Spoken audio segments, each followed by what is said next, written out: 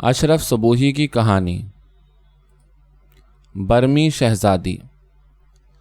اس وقت کا قصہ ہے جب برما پر انگریزی حکومت نہیں ہوئی تھی۔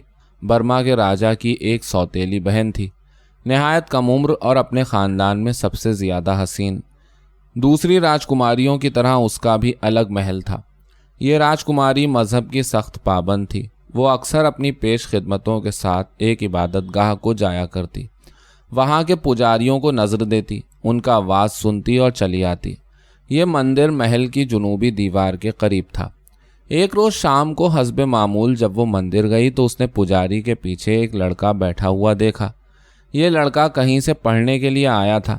برما کے تمام لڑکے مذہبی تعلیم پانے اسی مندر میں آیا کرتے تھے، جہاں ان کے کھانے پینے کا بھی انتظام تھا اور کپڑے بھی دیے جاتے۔ یہ کپڑے جو ہر طالب علم پہنتا زرد رنگ کے ہوتے۔ اس لڑکے کی عمر زیادہ سے زیادہ 16 سال کی ہوگی، اور ایک پنکھا ہاتھ میں لیے پجاری یا استاد کے پیچھے آلتی پالتی مارے بیٹھا تھا۔ راجکماری کی جو اس پر نظر پڑی تو اس کی صورت دل میں کھوب گئی اور اسے لڑکے سے عشق سا ہو گیا۔ راجکماری کے ساتھ اس کی ایک دایا بھی آیا کرتی تھی، اسی نے راجکماری کو پالا تھا۔ بڑھیا دایا نے جو اپنی گودیوں کی کھلائی راجکماری کا یہ رنگ دیکھا تو ٹھٹکی اور پوچھا کہ دائی صدقے، بیٹی منہ پر یہ ہوائیاں کیوں اڑی جاتی ہیں؟ کیا بات ہے؟ راجکماری نے پہلے تو بہت ٹالا، لیکن جب بڑھیا زیادہ سر ہوئی اور بے کہے کوئی چارہ بھی نہ دیکھا تو پھر آنکھوں میں آنسو بھر کر اپنے دل کا حال اس سے بیان کر دیا۔ بڑھیا چونک پڑی۔ اس نے لڑکی کو بہت سمجھایا کہ اس خیال کو اپنے دل سے نکال دے، ورنہ بڑی خرابی پڑے گی، دونوں مارے جائیں گے۔ لیکن محبت کی آگ جس طرح آنسوؤں سے اور بھڑکتی ہے، اسی طرح نصیحت کا بھی اس پر الٹا اثر ہوتا ہے۔ راجکماری نے بڑھیا کی ایک بات نہ سنی، بلکہ اس کا شوق اور بڑھ گیا۔ پکا ارادہ کر لیا کہ کسی نہ کسی ترکیب سے لڑکے کو ملانا چاہیے۔ محل پر بڑے بڑے پہرے تھے اور راجا کا قطعی حکم تھا کہ کوئی غیر اندر نہ آنے پائے۔ اس لیے راجکماری اپنا منصوبہ پورا کرنے میں ناکام رہی۔ لڑکے کو اپنے پاس نہ بلا سکی۔ محبت میں مایوسی بڑی بری چیز ہے۔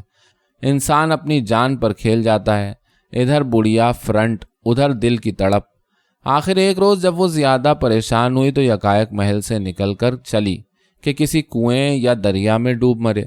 بڑھیا کو بھی بروقت خبر ہو گئی۔ وہ ہانپتی کانپتی دوڑی، راجکماری کی تھوڑی میں ہاتھ دیے، پیار کی باتیں بنائیں اور بڑی مشکل سے منا کر اسے واپس لائی اور کہا، بیٹی دائی بندی تیرا کام کرے گی، اپنی جان ہلکان نہ کر۔ اب تو بے فکر ہو کر بیٹھ، میں کٹناپا کرنے کو تیار ہوں۔ چنانچہ بڑھیا اسی دن مندر گئی اور واپس آ کر بولی، مندر میں آدمی بہت جمع تھے، میں اس سے کوئی بات نہ کر سکی، خاطر جمع رکھ، کل پھر جاؤں گی۔ راجکماری نے کہا کہ مندر میں تو تنہائی کا موقع مل نہیں سکتا، بہتر ہے کہ میں ایک خط لکھوں اور تو چپکے سے اس کو دے دے۔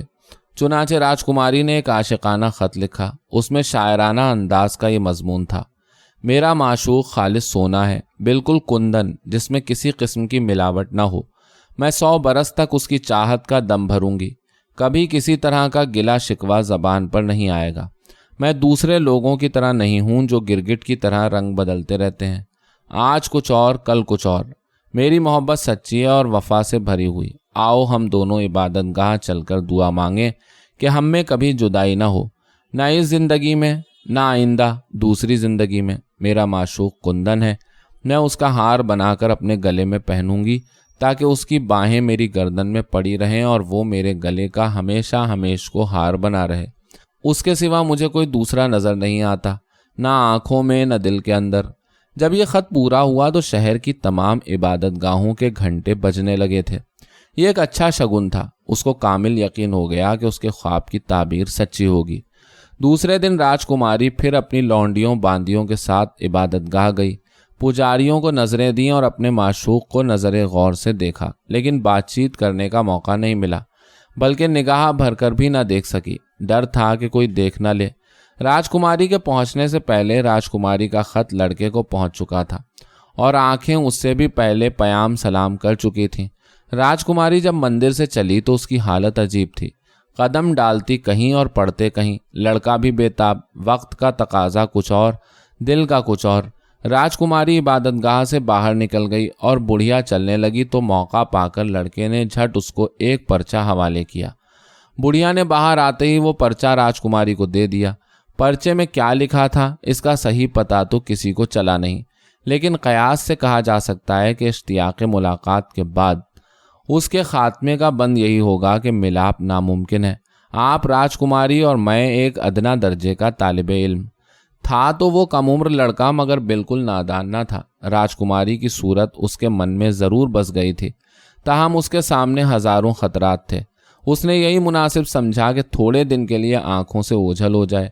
चुनांचे उसी दिन बग़ैर किसी से कुछ कहे सुने वो अपने घर मांडले को चला गया। चाहिए था कि उसके जाने के बाद आग बुझ जाती, मगर और ज़्यादा शोले भड़क उठे। सूरत हाल और भी ख़राब हो गई। राजकुमारी ये सुनते ही कि लड़का यकायक मंदिर से गायब हो गया, पछाड़ खाकर गिर पड़ी। उठी तो उस पर दीवानगी का आलम तारी था। चेहरा वहशतनाक, आंखें खुश्क, बाल परेशान।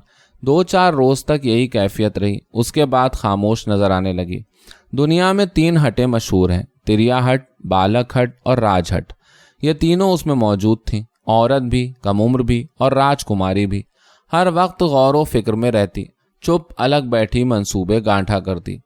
बिलाखिर एक तजवीज़ सूझी। उस इबादत गाह का दस्तूर था कि जो तालिब इल्म यहाँ पढ़ने आता सर मुंडाकर आता। लड़के के भी बाल मुंडे हुए थे। राजकुमारी उस वक्त का इंतज़ार करने लगी कि उसके बाल बढ़ जाएं। जब कई महीने गुजर गए और राजकुमारी समझी कि अब उसके बाल बढ़ गए होंगे और इस अरसे में उसके घर का पता भी लगा लिया था, तो बुढ़िया दाया को खुफिया ख़त और एक गठरी देकर रवाना किया। ख़त में तो सिर्फ 2-4 शौकिया अशार थे, लेकिन बुढ़िया को ज़बानी सारी बातें समझा दी थीं। बुढ़िया मांडले जा पहुंची और लड़के के एक रिश्तेदार के घर उतरकर उससे मिली। ख़त दिया, गठरी खोली और कहा कि राजकुमारी ने अपने कपड़े भेजे हैं, इन्हें पहन लो।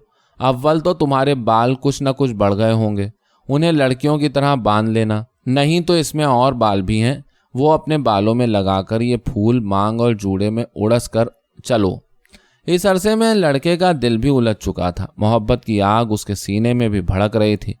फौरन उठ खड़ा हुआ, कपड़े बदले, मोतियों का हार गले में डाला, हाथों में सोने के कड़े पहने और जनाना भेस करके 14-15 बरस की लड़की बन गया। बुढ़िया अब क्या ठहरती, रवाना हुई। लड़का भी उसके पीछे पीछे था। शहर में दाखिल हुए और बाजारों गलियों से निकलते महल के फाटक पर जा पहुंचे। पहरेदारों ने बुढ़िया के साथ एक अजनबी लड़की को देखकर टोका। बुढ़िया ने कह दिया, कोई गैर नहीं, मेरी भांजी है, राजकुमारी की चेरियों में नाम लिखाने आई है। बुढ़िया को सब जानते थे। ज़्यादा बासपुरस न हुई और बुढ़िया उसे लिए बाग में से होती हुई राजकुमारी के कमरे में दाखिल हो गई। दोनों आशिक व माशूक बड़ी बेताबी से मिले। कुछ जुदाई का जिक्र हुआ, कुछ जोश मोहब्बत का इजहार। आंखों से आंसू निकले, होठों पर हंसी आई। ठंडे सांसों में दिल की गर्मी निकाली गई। रात को दोनों एक ही जगह रहे। इश्क से ज़्यादा निडर दुनिया में कोई जज्बा नहीं होता। दोनों पर मोहब्बत का ऐसा गलबा और बेखुदी का ऐसा आलम तारी था कि उन्हें मौत की भी परवाह न थी। वो जो कहते हैं इश्को मुश्क की बू फूटे और फूटे, उनका राज खुला और बुरी तरह खुला। आप समझते होंगे कि किसी ने चुगली खाई या मोहब्बत के बाग में कोई गुल खिला। नहीं, इसकी अभी नौबत भी नहीं आई थी। फिर दरअसल बर्मी ज़बान ने यह भांडा फोड़ा। बर्मी ज़बान में मर्दों के बोलने के बाज़ अल्फाज अलग हैं और औरतों के बोलने के जुदा। मर्दों के अल्फाज औरतें कभी इस्तेमाल नहीं कर सकती। यह नुक्ता राजकुमारी और लड़के दोनों को याद था और कोशिश भी की गई कि लड़का जब किसी से बात करे तो पूरी एहतियात रखे। ताहम होनी शुदनी, इसके अलावा नामुमकिन है कि एक मर्द हर वक्त औरतों ही की ज़बान बोलता रहे।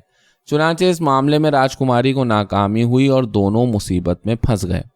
बड़ी रानी की मुसाहिबा का बयान है कि एक रोज़ दोपहर को मैं जो राजमहल में गई तो रानी साहिबा को नहायत गज़बनाक देखा। सुना कि कोई काम उनकी शान के खिलाफ हुआ है।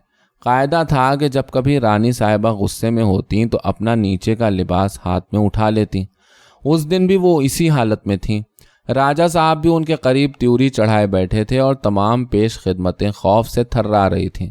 सामने 2 सिपाही नंगी तलवारें हाथों में लिए खड़े थे और उन सिपाहियों के बीच में एक लड़की खड़ी थी। सिपाही राजा साहब से कह रहे थे कि ये लड़की बाहर जाना चाहती थी। हमने पूछा कि तू कौन है? کیونکہ ہم میں سے کوئی اس کو پہچانتا نہیں تھا۔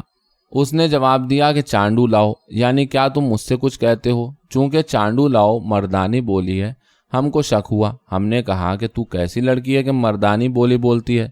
یہ گھبرا گئی۔ ہم نے اسے پکڑ لیا اور حالات دریافت کرنے شروع کیے۔ حقیقت میں وہ لڑکی نہ تھی، لڑکا تھا، اور راجہ صاحب کے روبرو نہایت خوفزدہ کھڑا تھا۔ اس کے دل میں یہ بات بیٹھ چکی تھی کہ میری زندگی کے یہ آخری لمحے ہیں اور اب میرا زندہ رہنا ناممکن ہے۔ اس کے ہونٹ کانپ رہے تھے، کوئی بات منہ سے نکلتی نہیں تھی، آنکھیں پتھرا گئیں۔ لڑکا نہایت خوبصورت تھا، زنانے کپڑوں میں اس کی شکل اور بھی نظر فریب ہو گئی تھی۔ ہم سب دیکھنے والے افسوس کرنے لگے۔ اتنے میں چھوٹی راجکماری اپنے کمرے میں سے نکل کر آئی۔ غالباً اس کو راجہ صاحب نے بلوایا تھا۔ معلوم ہوتا ہے کہ اسے کچھ خبر نہ تھی کہ قسمت نے اس کے خلاف کیا کارروائی شروع کر دی ہے۔ وہ آئی اور جب اس نے آ کر اپنے معشوق کو اس حال میں دیکھا تو سمجھ گئی کہ حالات نازک ہیں۔ راجہ نے راجکماری پر ایک تیز نظر ڈالی۔ وہ اس لڑکے کے قریب آ کر گھٹنوں کے بل کھڑی ہو گئی۔ آنکھوں سے آنسو جاری تھے مگر نگاہیں لڑکے پر جمی ہوئی، نہ راجہ کی طرف دیکھتی نہ رانی کی طرف۔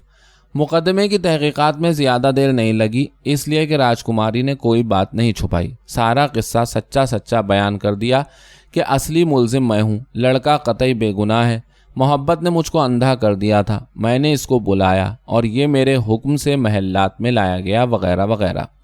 غرض کہ راجکماری نے اپنے دل کی کہانی سنانے کے بعد جس قدر اس کی زبان نے یاری دی، لڑکے کے لیے بہت کچھ عذر خواہی کی، اور راجہ صاحب کو بھی اس پر ترس آ چلا تھا۔ لیکن رانی صاحبہ کے غصے کی آگ اور زیادہ بھڑک اٹھی۔ انہوں نے بھویں چڑھا کر اپنی آنکھوں کو گردش دی اور ہر طرف سناٹا چھا گیا۔ معاملہ صاف تھا، زیادہ تحقیقات کی ضرورت نہ تھی۔ اشارے کے ساتھ سپاہی لڑکے کو باہر لے چلے۔ راجکماری بھی اس کے پیچھے پیچھے تھی۔ ہم بھی آنکھ بچا کر باہر نکل آئے کہ دیکھیں اب کیا ہوتا ہے۔ لڑکا پہرے داروں کے بیچ میں اس طرح جا رہا تھا جیسے کوئی عالم خواب میں ہو۔ جس وقت یہ راجہ صاحب کی نظروں سے اوجھل ہوئے تو نشہ محبت میں سرشار راجکماری نے جھپٹ کر اپنے معشوق کو بوسہ دینا چاہا، لیکن افسوس وہ اپنے ہونٹوں کی پیاس نہ بجھا سکی۔ یہ آخری ارمان دل کا دل میں رہا۔ سپاہیوں نے اسے پکڑ لیا، پیش خدمتوں نے اس کو وہاں سے پکڑ کر لے جانا چاہا۔